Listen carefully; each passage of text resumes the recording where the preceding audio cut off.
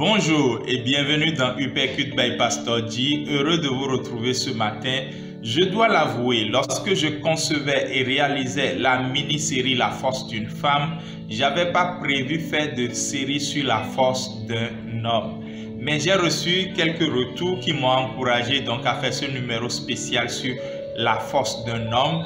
Nous lisons sans plus tarder Proverbe 20, verset 6, où il est écrit « Beaucoup de gens réclament leur bonté, mais un homme fidèle, qui le trouvera ?» Je prends ici homme au sens masculin, un homme qui est fidèle, fidèle à sa femme, fidèle à Dieu, fidèle en tout, qui le trouvera? Et c'est une question qui à la limite fait flipper.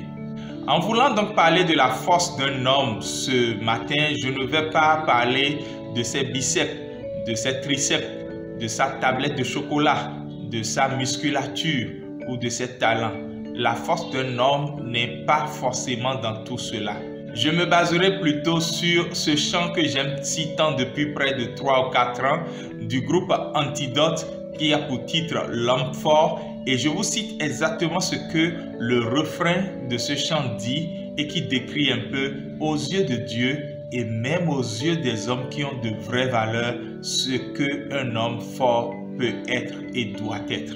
L'homme fort sait avouer ses torts, il redresse ce qu'il tord, n'a pas peur de l'effort. L'homme fort sait maîtriser son corps pour éviter les remords, il aime jusqu'à la mort. Dans ce refrain, l'une des choses qui me marque réellement, c'est que l'homme fort sait maîtriser son corps. Un homme fort est celui qui sait maîtriser son corps. Il n'est pas celui qui porte la main sur son épouse. Un homme fort n'est pas celui qui gueule ses employés. Un homme fort n'est pas non plus celui qui utilise son phallus comme une pompe à essence pour servir toutes sortes de véhicules, les Benz, les Mercedes, les Fiat, les Lamborghini et tout ça. Non, un homme fort ne sert qu'un seul réservoir. Dans ce chant, il y a d'autres paroles très fortes que j'aime beaucoup et que j'aimerais partager avec vous et qui décrivent le fait que l'homme fort n'est pas musculature et phallus, mais l'homme fort, c'est plutôt des valeurs. Le chant dit quelque part, mais dis-moi, qu'est-ce qui fait la force d'un homme? Est-ce que c'est sa place sur le podium? La somme sur sa carte Gold Premium? Ses biceps en aluminium? L'estime gonflée à l'hélium?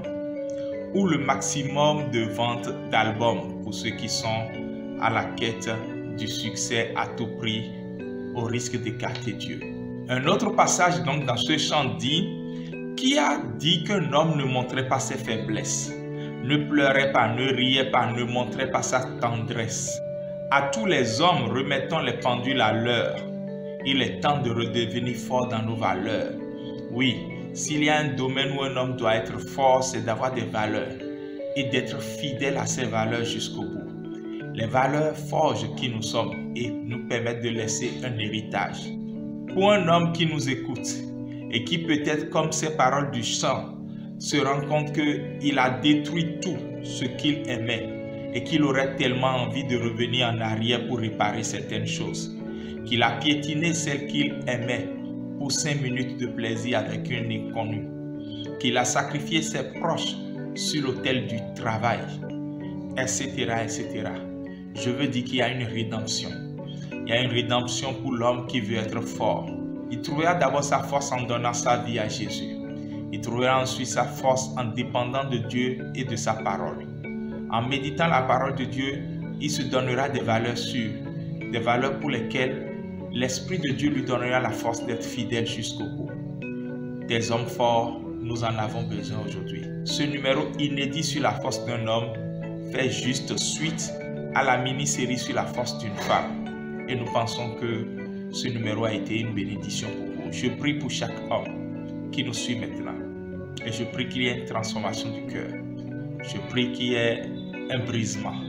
Je prie qu'il y ait décharge des fardeaux qui sont sur la tête. Je prie maintenant que les chaînes soient brisées et que la force physique disparaisse pour que la force spirituelle arrive. Que dans nos assemblées, on ne trouve plus beaucoup de femmes qui sont spirituellement fortes, mais qu'on trouve plutôt beaucoup d'hommes qui sont spirituellement forts. parce que c'est à eux de conduire le foyer. Homme fort, shalom.